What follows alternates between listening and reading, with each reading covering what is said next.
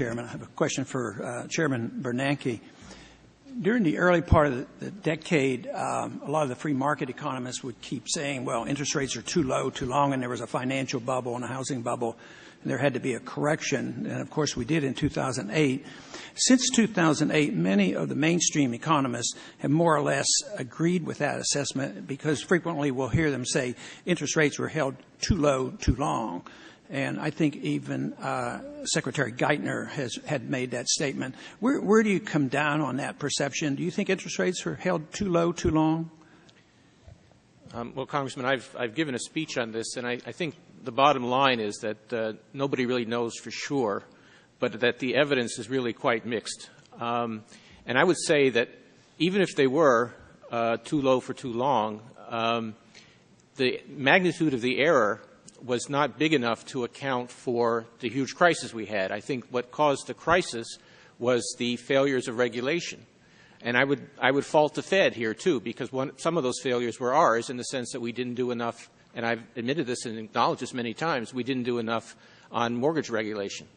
So I think it was the weakness of the regulatory system, not monetary policy, that was most important here.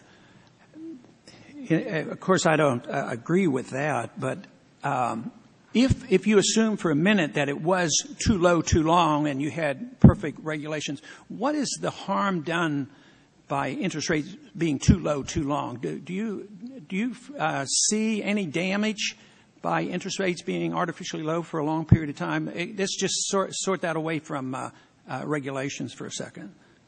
Well, certainly one possibility, which my colleague to the left knows a lot about, is that if you keep rates too low for too long, you get inflation, and that every central banker wants to be sure that the price level remains stable, and that's an important consideration.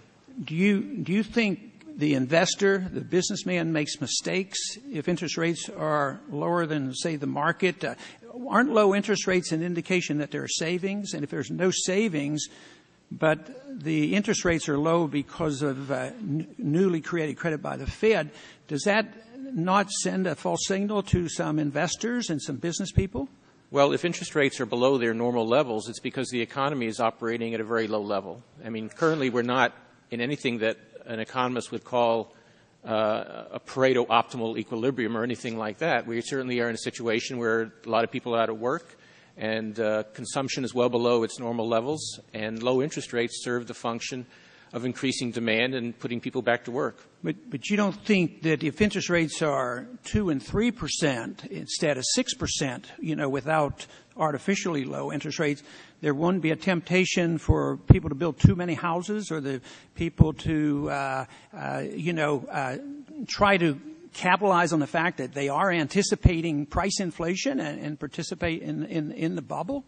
Well, Congressman, interest rates are very low right now, and I don't think building too many houses is really a problem. And that makes the very important point. In the boom part of the cycle, low interest rates cause people to do things that might not be proper and the best for the economy. And then when the bust comes, we resort to the same policy of keeping interest rates, extremely low for too long. What are the chances? Do you think there's any chance in a year or 2 or 3 from now we'll look back and say, well, not only were they too low, too long in the early part of the decade, that they were too low, too long in the latter part of the decade, because when the prices start to go up, I mean, it's sort of, a little bit too late, then you have the job of reining that all in. Well, it's a difficult, central banking is an art, and we need to balance our dual mandate. Our dual mandate is to maximum employment and price stability, and we need to try to find an appropriate policy that gets us as close as we can to both sides of that mandate. See, the free market people see that the dependency on regulation is just, imaginary, because the fault is all these mistakes being made because they have false information. Price fixing, nobody's advocating wage and price controls because of all the false information. You can't run an economy with price fixing. That's why socialism fails. But if you fix the price of interest rates, there's one half of the economy because you're messing around with the monetary system. And then all of a sudden, instead of dealing with that, we say, we just need more and smarter regulations, and we're going to solve all these problems. That doesn't concern you at all? Well, you need some system to set the money supply. I guess you're a gold standard supporter. I don't know if that's correct. I'm for the Constitution.